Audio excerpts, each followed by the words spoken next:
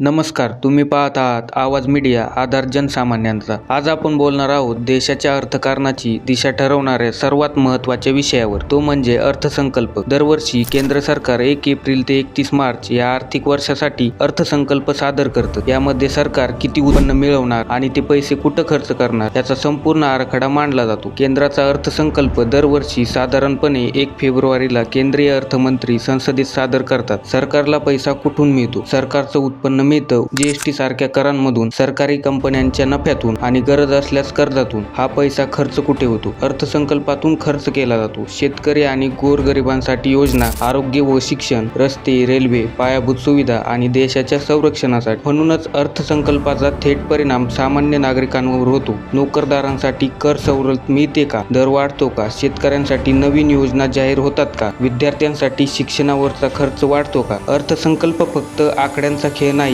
तर तो देशाच्या विकासाचा आरसा आहे आणि सामान्य माणसाच्या आयुष्याशी थेट जोडलेला आहे.